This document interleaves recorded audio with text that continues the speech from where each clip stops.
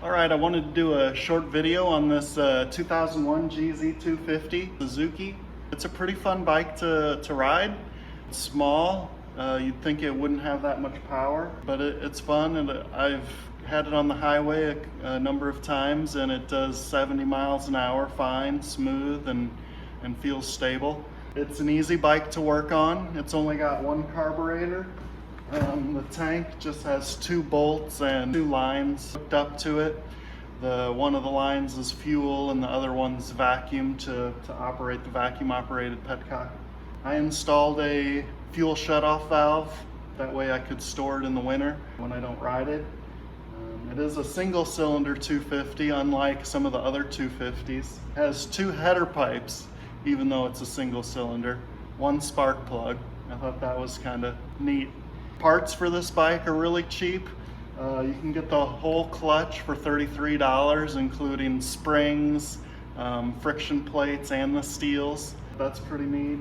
You get this cover right here is the oil filter.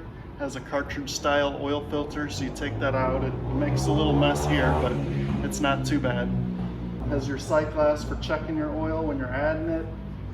The battery is behind this cover. The seat pops off and it has a little tray with tools. It's chain driven.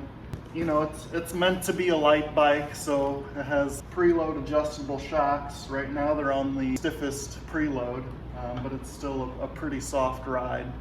Really low seat height, which is nice. It's going to be easy because you can straddle it without a problem. Kind of move it around well with your legs that, you know, most motorcycles you can't do that with. It's a simple operation, typical for any motorcycle. It's a 5-speed, so 1 down, 4 up. It's easy to use controls. The mirrors are good to see what's behind you. It just has a speedometer and an odometer. It does have a neutral light and blinker indicator lights. I don't see a low fuel or anything. The petcock that comes with the bike has a prime, which is the middle going down. Since it's in a vacuum operated petcock, the motor needs to be running in order to feed it fuel. So the prime just allows it to drip, and then it has a reserve. So if you run it out of fuel and have to go to reserve, you have to put it in prime for, you know, a couple minutes. That way the fuel can fill up the bowl of the carburetor again, and then you can put it on reserve. I don't know if you can just run it on prime though.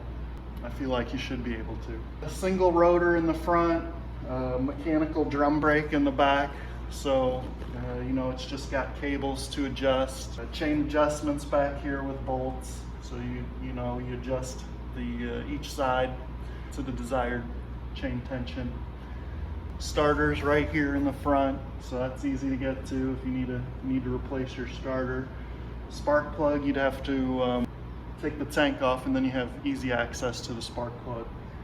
Not much wiring or anything else like that. I mean, it's pretty basic, other than like turn signal wiring and all that stuff. So I really enjoyed it. It's peppier than I expected on regular roads. Acceleration's pretty quick. I feel like you can still out accelerate most cars that are not trying to race you. So it feels quick, it feels fun, it's nimble.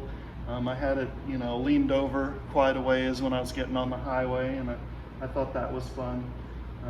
If you're a guy like me, you can have fun on any motorcycle. So I recommend it. I think with these low horsepower motors, it's air cooled also. No radiator, no coolant, no water pump to mess with.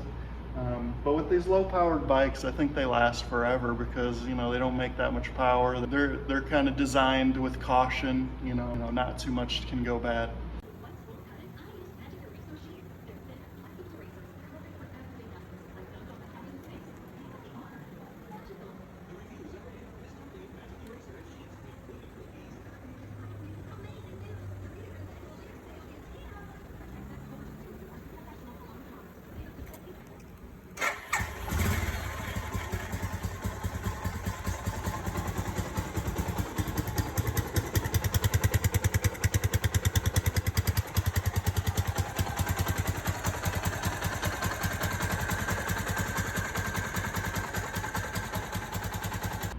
That's about it. Thanks for watching my video on this 2001 Suzuki GZ250.